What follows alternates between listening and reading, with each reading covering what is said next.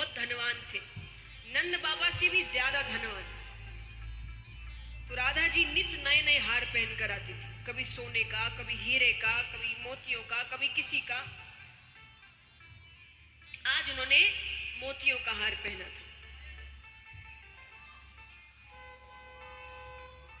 ठाकुर जी की नजर पड़ती है तो हाथ आगे करते हैं। तो राधा जी ने सोचा थोड़ा विनोद किया जाए, थोड़ा हंसी मजाक करते हैं, ठाकुर जी को थोड़ा परेशान करते हैं। तो जैसे ही भगवान ने हाथ आगे किया, राधा जी पीछे हट गई।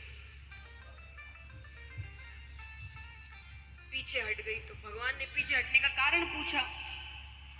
राधा जी ने कहा, कन्हैया ये कोई सस्ता हार नहीं है, बहुत कीमती है, बहुत मूल्यवान है। टूट गया ना तो इसका मोल नहीं चुका सकते तुम। चलिए यहां तक तो मजाक था, ठाकुर जी भी मजाक में थे। पर कभी कभी कहते ना, मजाक करते करते हम थोड़े ज्यादा आगे बढ़ जाते हैं और वो मजाक किसी को तकलीफ पहुंचा देता है। राधा जी ने कहा, अगर ये टूट गया ना तो नंद बाबा और यशोदा मैया बिक भी जाए तो इसका मोल नहीं चुका सकते। ठाकुर जी को बात अच्छी नहीं लगी, वो बिना कुछ कहे वहां से चले गए। राधा जी कहती है कि भगवान तो नाराज हो गए, मैंने तो मजाक किया था।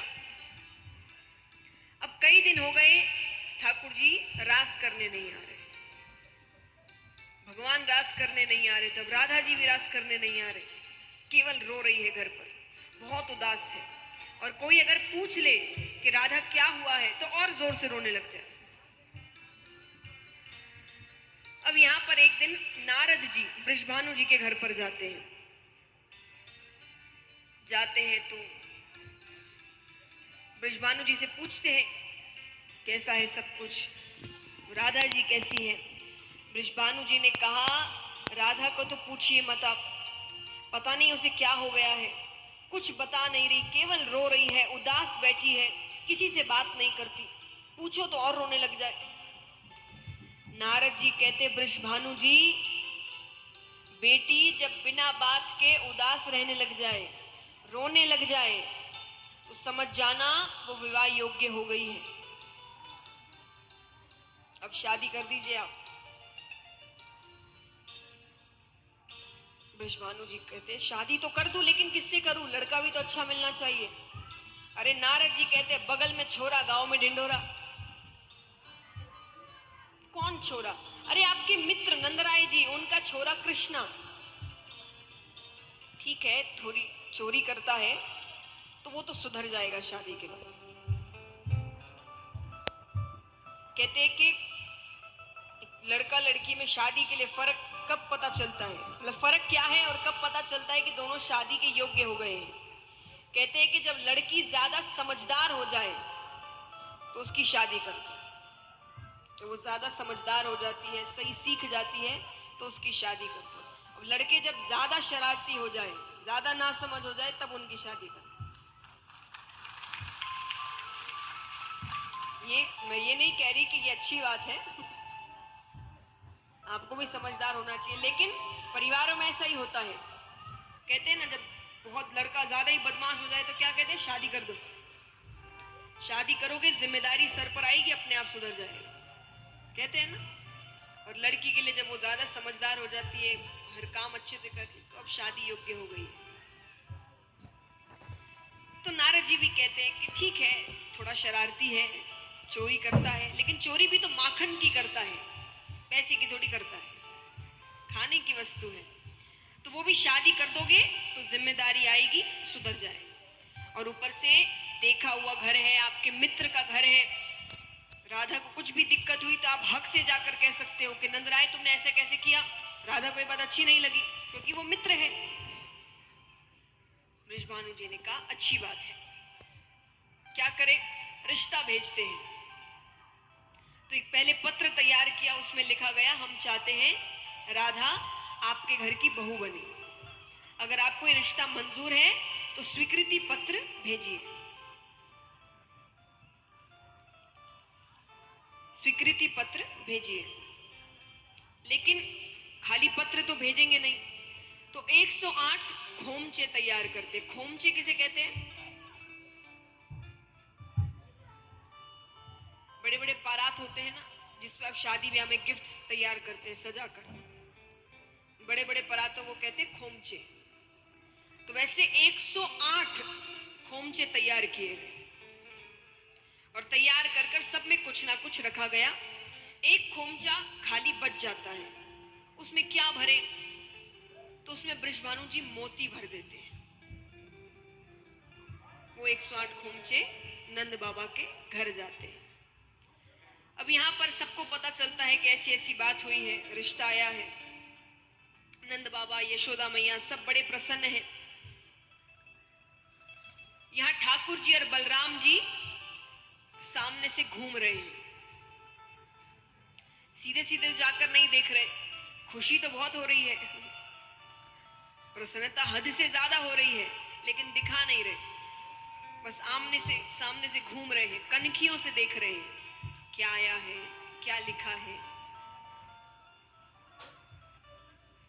अब यहां पर नंद बाबा ने कहा कि स्वीकृति क्या, कौन मना करेगा दादाजी के लिए?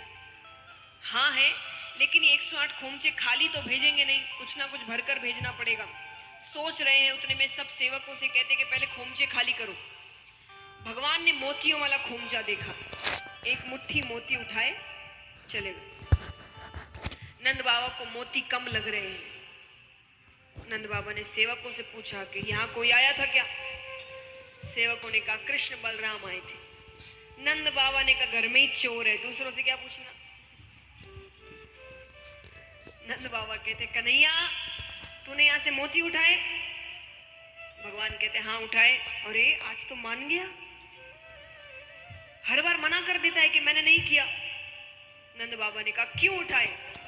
बोले मैंने मोतियों की खेती कर दी है।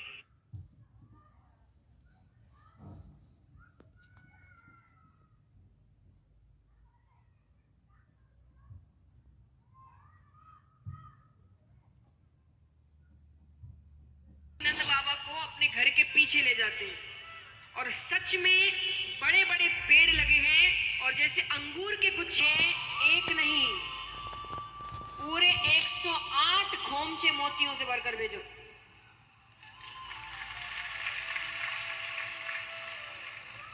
नंद बाबा ने कहा अच्छी बात है।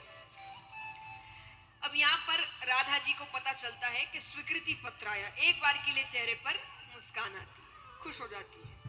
अब आगे आई है देखने को कि ससुराल से क्या क्या सामान आया है, क्या क्या भेजा।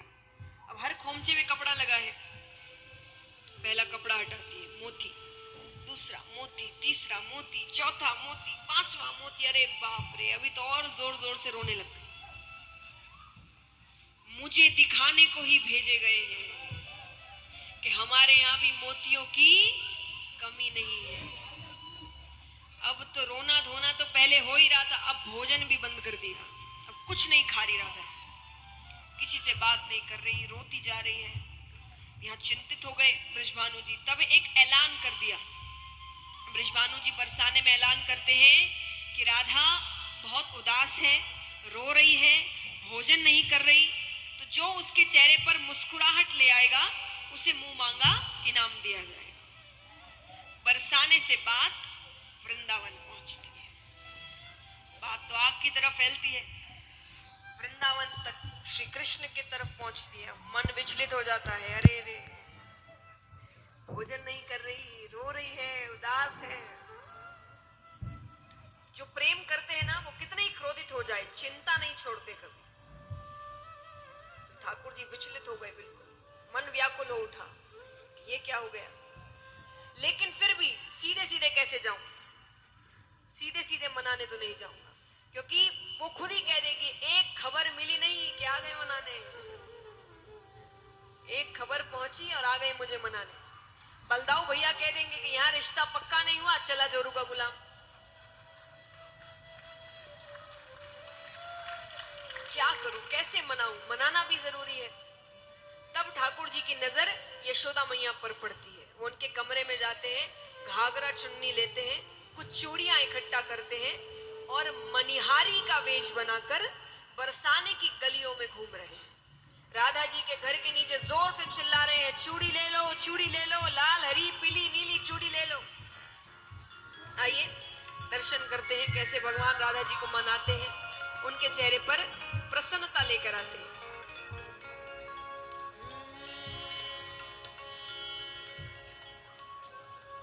मनिहारी का वेश बना श्याम ओ छली। राधा जी को भगवान मनाते हैं।